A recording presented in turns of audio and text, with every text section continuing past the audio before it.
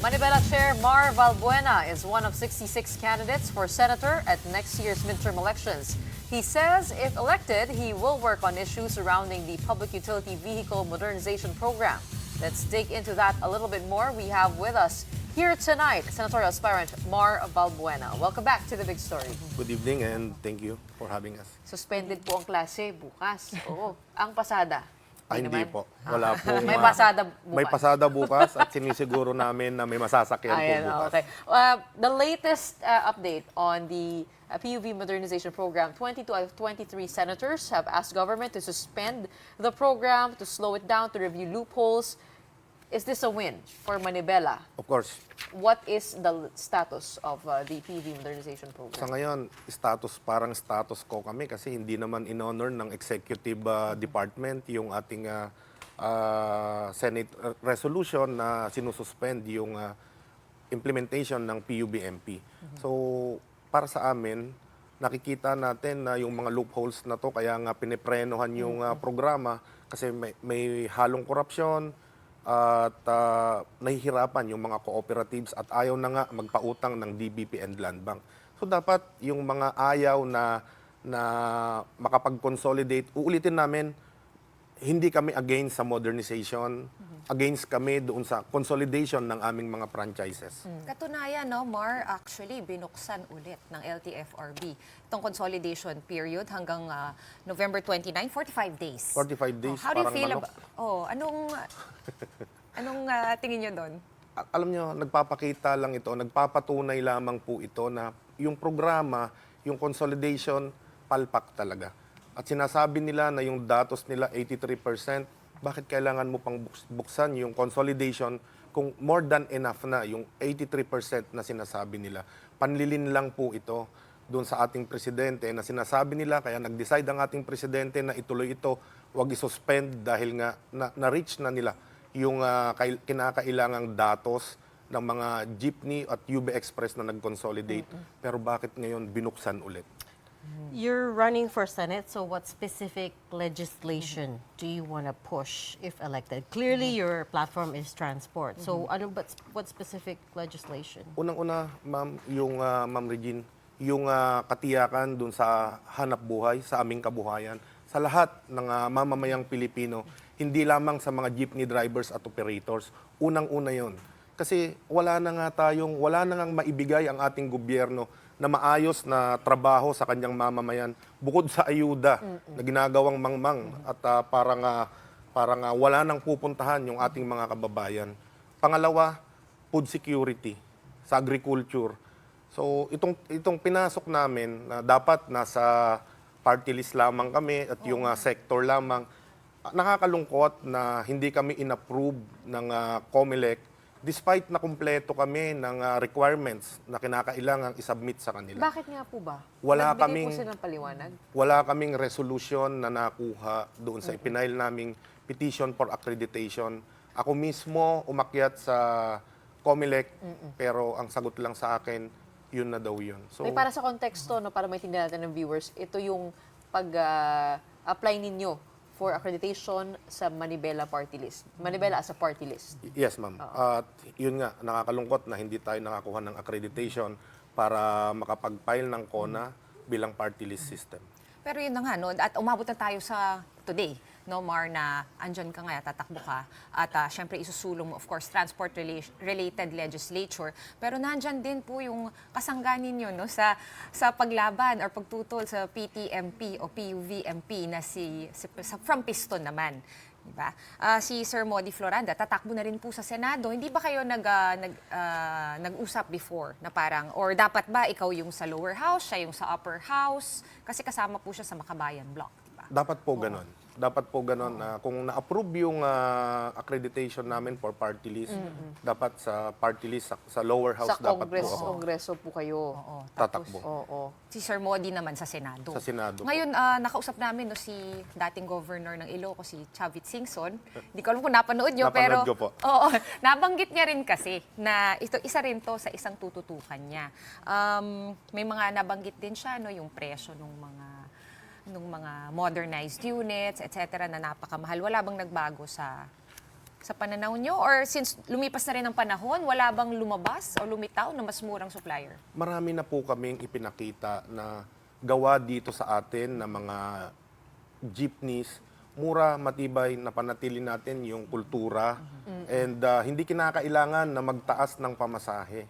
Pero bakit ito hindi tinitignan ng DOTR, ng LTFRB, ng gobyerno para tulungan sana na magkaroon tayo ng industriya. Gamitin natin yung sovereign wealth fund natin. Magkaroon ng industriya dito. Kapag kumita, pwede pa nga nating i-recapitalize ito eh. Di ba? Bakit hindi ito yung ginagawa ng gobyerno? Sorry, I have to correct you there. The LTFRB says they have talked to local manufacturers. May mga nakausap that they, talk to a lot of manufacturers, some of them local. So it's not right to say na hindi nila kinausap yung local manufacturers. Iba po yung kinausap doon sa ginagawa talaga. Nakakita na po ba tayo na isang kooperatiba man lang na merong 15 units, isang fleet na modernized, na traditional jeepney talaga? Wala po.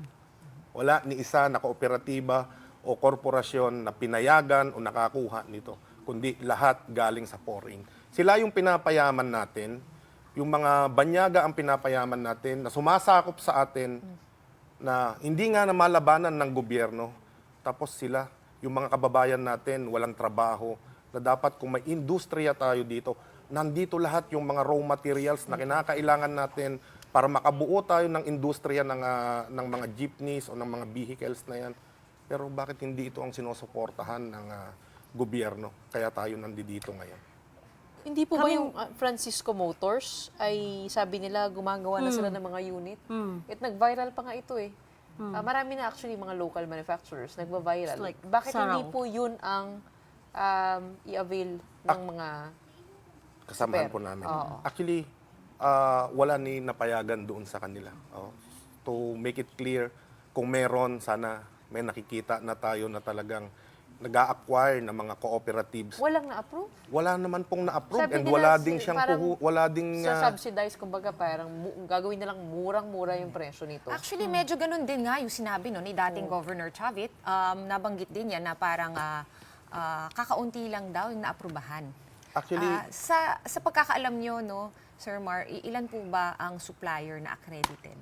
na Pilipino po, Na na Pinoy, Pilipino. wala po akong kilala na na-accredit, kundi ho yung mga minibus po na itsura ang in-accredit lang ng Nakausap niyo po LTFRB. itong Francisco Motors? Lagi po kami magkasama ni Mr. Elmer Francisco ng Francisco Motors.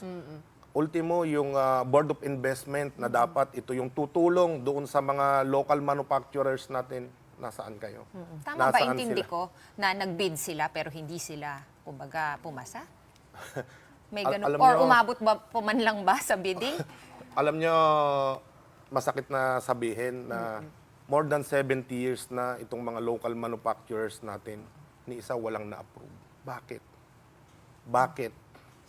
Sa tingin nyo We ba? will we'll ask LTFRB and DOTR that kasi hindi namin ma-confirm if it's true na walang local manufacturers. I'm sure they have their reasons. But anyway, I want to come back to your senatorial platform. You said job creation tsaka food security. Yung number one, what specific legislation, because I didn't get specifics, what specific legislation do you want to make around ensuring jobs for every Filipino? Because you understand na it's mostly the private sector who creates jobs in this country. So paano natin ile-legislate yun? Unang-una, yung sa sektor po namin, sa hanay namin, walang job security talaga eh. Kasi on and off.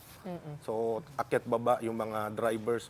And then, kapag umabot na sila doon sa retirement age din nila, hindi din nako-compensate. Ito yung mga kasamahan natin na umabot na doon sa 60 years old, hindi na kaya. Pero pinipilit pa dahil wala naman mapuntahan at wala din naman silang makukuhang benepisyo.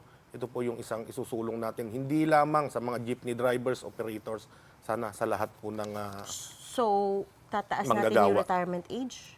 hindi, Is that correct? at least lang yung katiyakan po doon sa kabuhayan na paano? hindi But po how nga? katulad But namin, anong specific katulad law namin, nga? wala na kayo, hindi na kayo pwedeng bumiyahe, hindi na kayo pwedeng pumasada, wala pong katiyakan doon sa hanap buhay No, po namin. I understand the problem, but what specific law will solve that? Like, ano yung, what will this law do?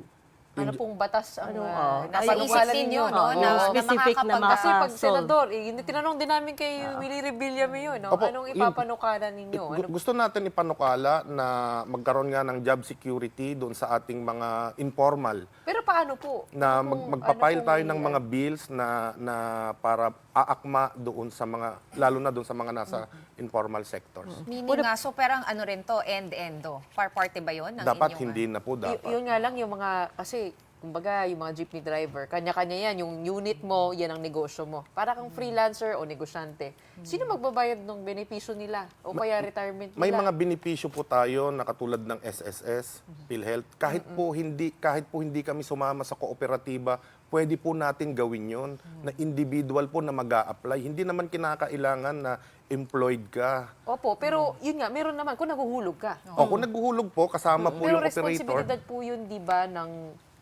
individual na siya ang maghulog sa SSS. Opo.